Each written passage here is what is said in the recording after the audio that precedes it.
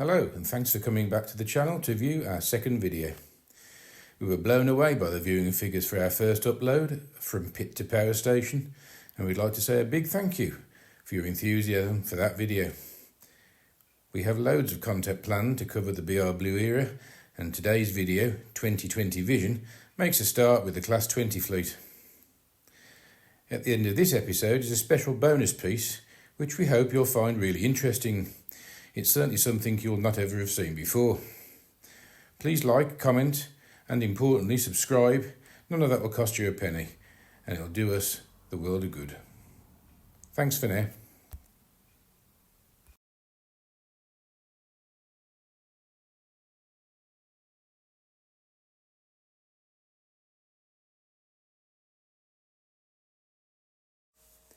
Armed with my staff travel facilities, the East Midlands was the obvious place to head for on a summer expedition. I enjoyed many weekday evenings waiting at Nottingham for a ride behind a pair of 20s to either Derby or Leicester as they returned from their day out at Skegness. Maybe some of you were there too. Join me now to have a brief look at some of this popular and versatile diesel class.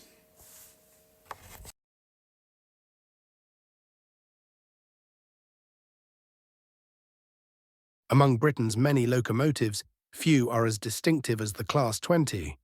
With their unmistakable growl, unusual cab design, and loyal service spanning more than half a century, these machines earned a special place in railway history. Known affectionately as choppers, the Class 20s became a backbone of freight haulage and remain firm favourites with enthusiasts today.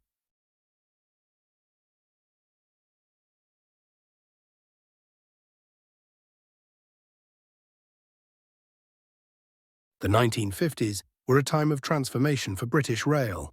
Steam power was still dominant, but government pressure pushed for modernisation. Diesels promised cleaner, cheaper and more efficient haulage.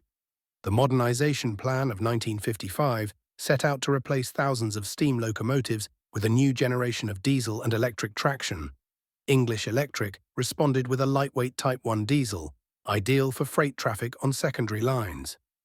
In 1957, the first Class 20s were delivered, the beginning of what would become one of the most enduring fleets of the diesel era.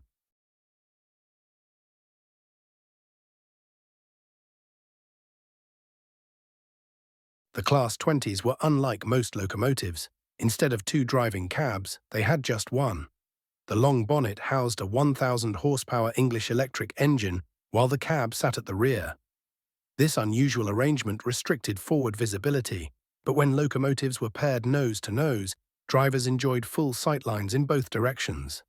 Their 8-cylinder engine produced a sharp, rhythmic exhaust beat, earning them the nickname choppers.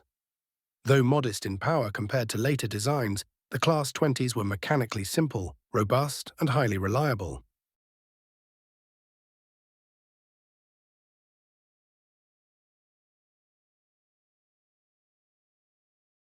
Initially, Class 20s were concentrated in the Eastern and Midland regions. They quickly proved their worth on coal and mineral trains, hauling heavy loads from collieries to power stations and docks. At a time when Britain's industry depended on coal, the Class 20 became a workhorse of the national economy. Their reliability soon made them popular with crews. While some disliked the restricted visibility when working single, others praised the clean cabs, dependable engines, and straightforward controls. Compared to steam, they were easier to operate and required less maintenance. Scottish crews seemed to embrace single-engine working nose first better than the rest of the British rail regions.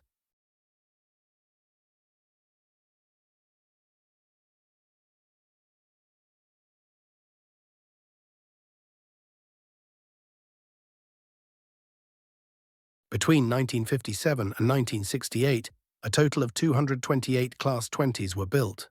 As more entered service, they spread across Britain, though the East Midlands remained their stronghold.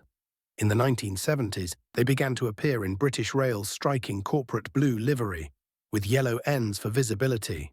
The Class 20s were versatile. While primarily freight engines, they could also be seen on passenger turns, particularly rail tours, summer seaside specials, or when covering for other traction. Rail enthusiasts began to notice their distinctive sound and character, cementing their reputation among fans.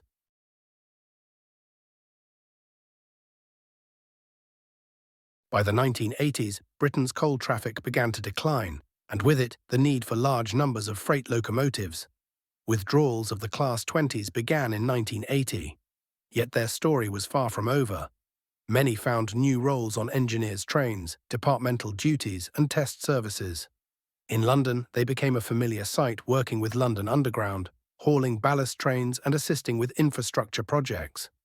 Their simple design and light axle load meant they could go where heavier locomotives could not, extending their usefulness well into the 1990s and beyond.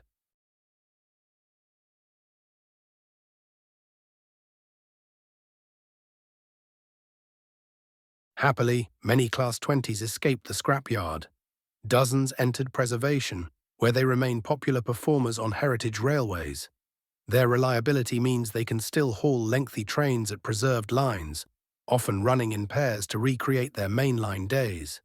A few even remain mainline certified, used on rail tours and special workings. Their distinctive sound draws enthusiasts from across the country, a reminder of Britain's industrial past and the enduring charm of these locomotives.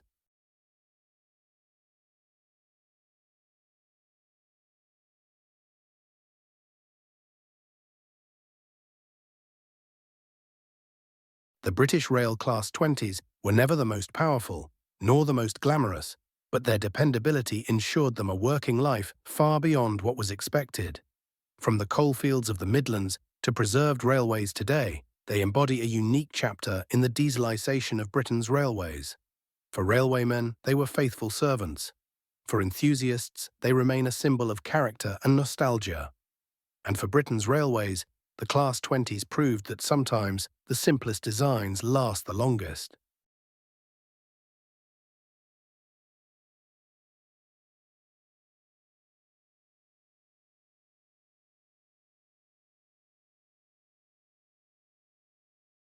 Now for something you will not have seen before. On this day in history, extracts from the actual logbooks kept by staff at Saltley for locomotives coming onto the shed.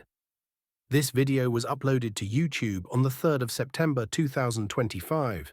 So here we have the pages from that date, 41 years previously in 1984. These two images cover the period from 8:40 on the morning of Saturday, the 1st of September 1984, until 11:25 in the evening on Tuesday, the 4th of September 1984. Unusually, particularly as this video is about the Class 20, only one pair of 20s appears to have visited in this period, with 20105 and 20088 dropping onto the shed at 12:10 on Monday the 3rd of September 1984. Not 20s, but see if you can spot another celebrity that was hanging around Saltley on those dates. We hope you enjoy these extracts. We aim to put up the equivalent day in history with every video. Thanks again for watching. Please like, subscribe and share this video.